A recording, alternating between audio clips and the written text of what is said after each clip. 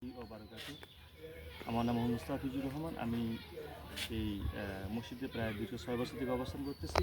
আমি এই মসজিদ সংলগ্ন মাদ্রাসা শিক্ষক হিসেবে আছি। আমার বাসা পঞ্চগড়। তো এই মসজিদটির সংক্ষিপ্ত ইতিহাস হলো যে আজ থেকে 320 বছর আগে, অর্থাৎ 1704 খ্রিস্টাব্দে তৎকালীন দিনাজপুরের মহারাজা প্রাণনাথ ঐতিহাসিক কান্তজি মন্দির নির্মাণ করার জন্য যে কারিগরদের নিয়ে আসেন, এদের বাড়ি হলো পারস্য, ইরান।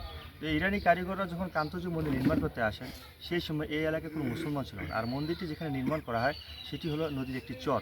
তার আশেপাশে কোনো বাড়িঘর, কোনো স্থাপনা ছিল না এবং মানুষের বসবাসযোগ্য ছিল না সেই জায়গাটি। এই জন্য এই কারিগরদেরকে মহারাজা প্রাণনাথ এই এলাকায় একটা থাকার ব্যবস্থা করে দিয়েছিল সেই সময়। এখানে তারা থাকতো আর এখান থেকে গিয়ে তারা মন্দিরে কাজ করতো। তো মিস্ত্রিরা অনুমান করলেন যে মন্দির নির্মাণ করতে দীর্ঘদিন সময় লাগবে এবং এই এলাকায় কোনো মুসলমান এবং কোনো মসজিদ নেই। মানুষের বসবাস খুবই কম ছিল। যারা বসবাস করতো তারা হলো হিন্দু এবং আদিবাসী সাঁওতাল। তো তারা নামাজ পড়ার কোথায়? সেই সময় কারিগররা মহারাজা অনুরোধ করে যে মহারাজা এই এলাকায় কোনো মুসলমান নেই, কোনো মসজিদ নেই এবং এই মন্দির নির্মাণ করতে আমাদের দীর্ঘদিন সময় লাগবে। তো আমরা নামাজ পড়ার কোথায়? আপনি যদি একটু জায়গা বা অনুমতি দেন তাহলে আমাদের নামাজের জন্য আমরা একটা ঘর করতাম। তো সেই সময় মহারাজা প্রাণনাথ যদিও হিন্দু মানুষ ছিলেন, ওনার মন মানসিকতা খুবই ভালো ছিল এবং অন্যান্য ধর্মীয়দের আন্তরিকতা ছিল বিধায় সেই সময় মহারাজা প্রাণনাথ তাদেরকে এই মসজিদ করার এখানে অনুমতি দেন এবং পাশাপাশি তাদেরকে 6 শতক জমি দেন এবং মিস্ত্রিদেরকে থাকার এখানে একটা ঘরও করে দেন। এখানে তারা থাকতো আর এখান থেকে গিয়ে তারা মন্দিরে কাজ করতো। এইভাবে 1704 খ্রিস্টাব্দে কান্তজি মন্দিরের কাজ শুরু হয়। আর 1722 সালে মহারাজা প্রাণনাথ মারা যান। মহারাজা প্রাণনাথ ছিলেন নিঃসন্তান, এনার কোনো সন্তান সন্ততি ছিল না। তো ওনার একজন দত্তক পুত্র ছিল, ওনার নাম রামনাথ রায়, যিনি পরবর্তী দিনাজপুরের রাজা হন এবং এই মিস্ত্রি নিয়ে পুনরায় কাজ শুরু করেন। এভাবে 1752 সালে মন্দিরের কাজ সমাপ্তি হয়। তো তারা শুরুর দিকে এই মসজিদটি এখানে বিল্ডিংয়ে পরিণত করতে পারেননি। প্রথমে তারা খড়কুটো দিয়ে তারা নির্মাণ করেছিলেন, পরবর্তীতে তারা এটা বিল্ডিংয়ে পরিণত করেন। কান্তজি মন্দির নির্মাণে 48 বছর লাগার কারণ হলো যে কান্তজি মন্দিরকে কৃষ্ণচূড়া মন্দির এবং নবরত্ন মন্দির বলা হয়। এই মন্দিরে 9টি চূড়া ছিল, এগুলোকে রত্ন বলে, যেগুলো 1897 সালে ভূমিকম্পে ভেঙেছে এবং কান্তজি মন্দিরের আশেপাশে আরও অনেক স্থাপনা সেই সময় রাজারা করে নিয়েছিলেন, যেমন শিব মন্দির, কালী মন্দির, গোশালা, রাজারানী গোসলখার, রানী মহল, আরও অনেক স্থাপনা তারা করে নিয়েছিলেন। এবং কান্তজি মন্দিরে প্রায় 12,000 পোড়ামাটির নকশা আছে। এগুলো রামায়ণ, মহাভারত ও গৌরবন্দের কাহিনী থেকে শুরু করে হিন্দু ধর্মের যাবতীয় কৃষ্টি কালচার এবং মুঘলদের জীবনযাত্রা ও সম্রাট আকবরের যে পানিপথের যুদ্ধের কাহিনীটা, যেটি এই ফলক আকারে কান্তজি মন্দিরকে জুড়িয়ে দেওয়া আছে।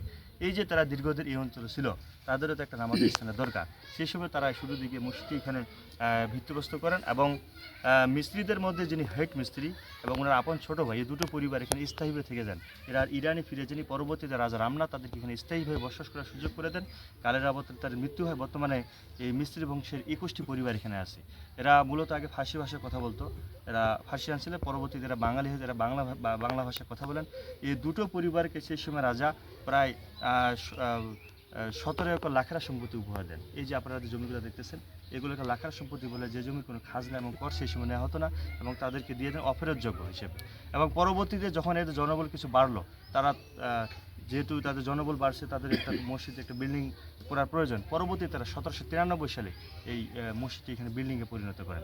এখনও তারা এখানে বসবাস করতেছেন। মোটামুটি 100 থেকে 120 জন লোক তারা এখানে আছেন।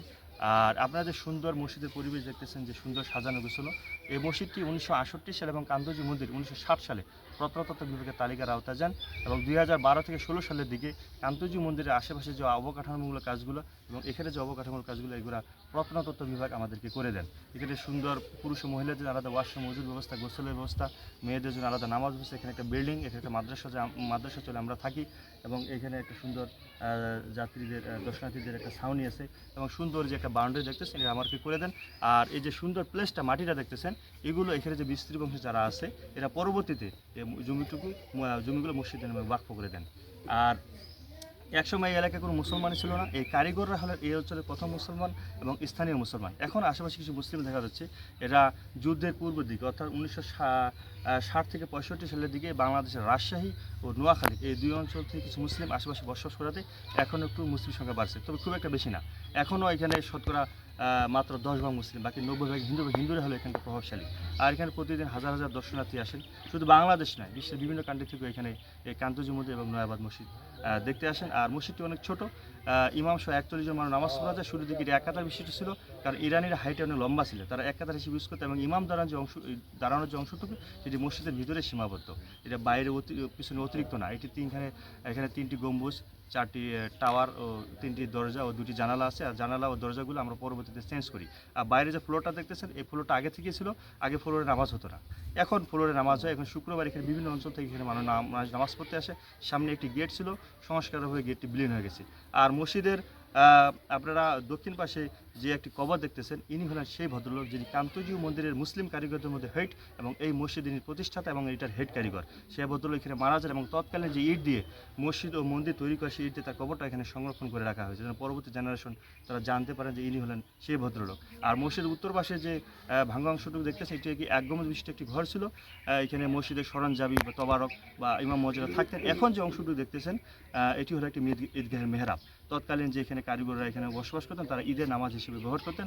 এখন এখানে ঈদের নামাজ হয় না, বাইরে একজন 6 শতক জমি দান করছে, সেখানে আমরা ঈদের মাঠ হিসেবে আমরা সেটা এখন ব্যবহার করতেছি। তাই আপনারা ভালো থাকবেন। আর জীবনে একটিবার হলো এই নয়াবাদ মসজিদ দেখে যাবেন। আপনারা আমার পিছন পাশে যে কবরস্থানে দেখতেছেন, এখানে আরও বেশ কয়েকটি কবরস্থান আছে। এখানে মিস্ত্রি বংশের যারা মারা যায় তাদের এখানে দাফন করা হয়। এছাড়াও এই পাশেও কবরস্থান আছে, ওই পাশে কবরস্থান আছে, আরও পারিবারিক কবরস্থান আছে। এখনও এখানে মানুষ মারা গেলে মাটি দেওয়া হয়। তাই আপনারা ভালো থাকবেন। আসসালামু আলাইকুম। মিস্ত্রির নাম কি? মিস্ত্রির নাম হলো কালুয়া মিস্ত্রি, মোহাম্মদ নিওয়াজ ওরফে কালুয়া, সেই ভদ্রলোক। মানে কান্তজিউ মন্দিরের মেইন কারিগর তিনিই ছিলেন? হ্যাঁ, মেইন কারিগর। মুসলিমদের মধ্যে মেইন কারিগর না মেইন কারিগর? না, মুসলিমদের মধ্যে মেইন কারিগর ছিলেন। মুসলিমদের মধ্যে মেইন কারিগর আরও কারিগর ছিলেন, কিন্তু মুসলিমদের মধ্যে উনি হেড ছিলেন। আর ইনারা যে আসছিলেন, যারা মুসলিম কারিগররা যে আসছিলেন কান্তজিউ মন্দিরটা হ্যাঁ রূপায়ণ করার জন্য, জি জি, তারা তো মূলত ওই ইরান থেকেই আসছিলেন। ইরান থেকে, জি আর তার মানে এনারা সবাই ইরানিয়ান নাগরিক সবাই ছিলেন। ইরানিয়ান, পারস্য। আচ্ছা, এই মসজিদের প্রথম ইমাম মুয়াজ্জিন কে ছিল? না, এটা আমি বলতে পারবো না।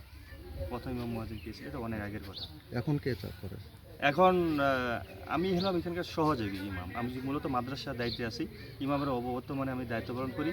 আর ইমাম আছে। আচ্ছা, আমি একটা বিষয় জানতে চাচ্ছি, এখানে যে মেইন কারিগর, হ্যাঁ, ওনার কি ফ্যামিলি কেউ নাই এখানে, পরিবারে কেউ? ওই তো বললাম না যে 21টা পরিবার আছে। ওনার পরিবার কি এখনো আছে? হ্যাঁ, পরিবার এখনো আছে।